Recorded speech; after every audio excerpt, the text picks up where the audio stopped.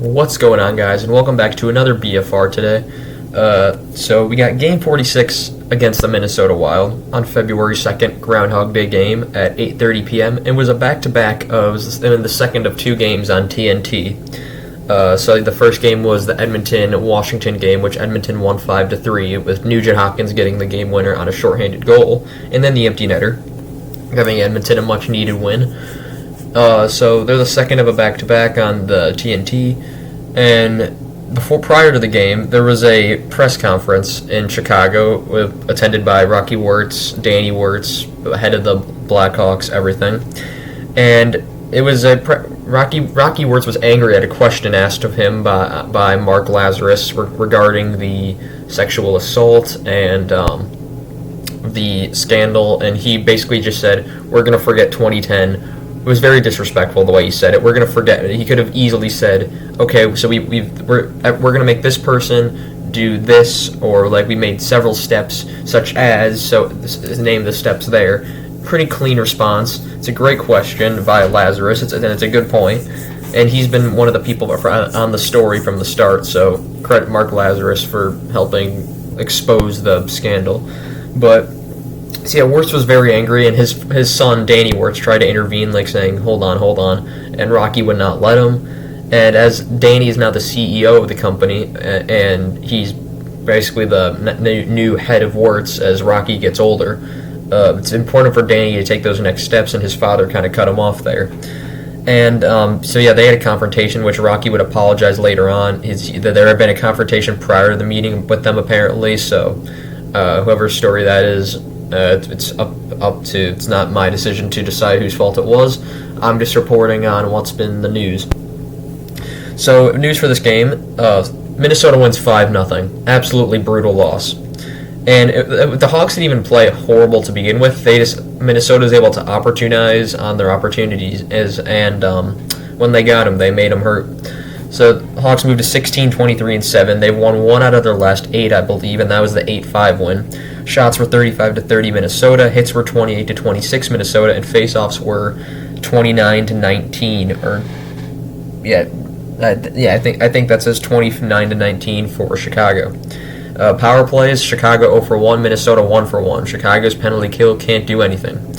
Talbot 30 for 30 in the Minnesota's first shutout of the season, and Fleury gets 25 out of 30, and Delia saves 5 out of 5. He came in after the 5th goal. So Kalnick is in, Caleb Jones is out, and we get early on DeBrincat wrecks Zuccarello in the first minute. Huge hit from the 5'7" Alex DeBrincat. It was a great hit, and it really set the tone for this game. As on the first line, Strome, Kane, DeBrincat came out flying. Then Doc hits the post on the second shift. Then Talbot robs Doc. Hawks complete control for the first 5:30, and then Greenway wrecks Kalnick. Greenway good hit on Connolly. Connolly hits Zuccarello. There were 16 hits in the first 7 minutes of this game, and Hawks had 11 of them. So very good start, physical start for both teams, specifically the Hawks. DeBrincat hit on Dewar in open ice. It was a great hit. Minnesota 2-on-1, diving save, and then rebound off Murphy. Fleury was able to cover up. Both goalies were sharp early. Hawks 3-on-2 to end the period, and Minnesota, by the end of that period, was starting to play their game and take control. The Hawks had the early jump, but Minnesota just started to take control later on in the period. Kane to Jones, and what a save by Talbot near the end of the period with about 3 minutes left. And then there was a good save on Fiala. Now we go to the second period. At 17-5, it's a Chicago penalty to Borgstrom for tripping.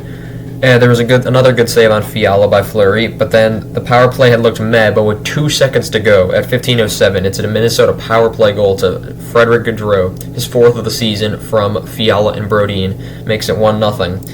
And then less than 2 minutes later, exactly a minute and 57 later, actually no, it's a 2 minutes and 3 later, it's a great pass from Greenway up ice to Matt Zuccarello, and it's at 13:04. It's a Minnesota goal to Matt Zuccarello, his 14th of the season, from Duhame and Greenway to make it 2-0. So the wheels are starting to fall off, basically. Kane bounces puck on his stick, passes it to DeBrincat, who missed the net. I couldn't believe he missed the net on that shot. It was just too good of an effort. Then at 8:38, Minnesota penalty to Greenway for delay of game, which would be killed. 552 Minnesota goal to Kirill Kaprizov, his 19th of the season. He's on pace for 108 points this year. It's from Zuccarello, makes it 3-0. So Kaprizov's took off right where he left off last year. Excellent season for him. Makes it 3-0. It was he had a great move and pass by Zuccarello. Kaprizov had an unstoppable one-timer. I don't blame Fleury on that one. That one is just, it was a hard one to get, and if he got it, it would have been an incredible save. It would have to go from one side to the other, and Fleury was just getting pummeled at this point. So DeHaan then hits the post near the end of the period. Hawks pressure in late in the second, and then Kurashev deflection hits post, scramble in front for the puck. Talbot is able to cover up, and essentially what happened was the puck, and then on the Kurashev deflection, it went behind Talbot. Duhamel was able to clear it, but right before that, Kurashev and Carpenter were both closing in, and they both nearly just missed as Duhamel clears it. So great save by Duhamel, keeps the shutout going for Minnesota. And we go to the third, which Talbot made a big save early on Doc. There's a fast, wide-open hockey to start the third. Hagel was robbed. Fleury, good save. Hawks had a lot of chances in the third. Talbot stands tall as Kurashev is robbed. Then we have the next Minnesota goal. Boldy is a great up-ice pass to Fiala. It's a breakaway. And then at 9:22, it's a Minnesota goal from Kevin Fiala. His 13th of the season from Goudreau and Boldy's make it 4-0. Boldy's a young guy in the Minnesota lineup. He's making his mark. He's played really well, I think, for Minnesota, and he'll be looking to make his spot in his lineup in the lineup permanent. He's been a great young player for Minnesota. Then it was bad to Hawks defensive coverage that led to another goal at 7:58. It's a Minnesota goal from Nico Sturm. So this is less than 2 minutes after the first one. This is the second time that they allowed goals in like 2 minutes apart. And it's Nico Sturm, his 8th of the season, from Dewar and Rask to make it 5-0, and it was point blank. You couldn't do anything about it. Fleury could have been lucky and chose right. He didn't. But that essentially ended the game. Fleury was upset. He destroys his stick, as he usually does when he's pulled. D'Elia was in, and then the Hawks, what happened in this game is they did not play a full 60 minutes, and it wasn't a good enough effort. That is for sure. So there's no more games now until after the All-Star break, and that the All-Star games competitions are this weekend, and the games are, I believe, on the 5th, so Saturday.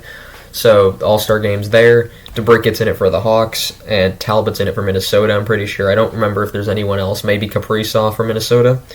And the Wild now win 6 in a row, and they get their first shutout of the season, as previously mentioned. Just not a good enough effort, and they didn't play awful. They had a lot of good chances, but they just couldn't opportunize on them like Minnesota can. That's why Minnesota is near the top of the league, and Chicago is down where they are.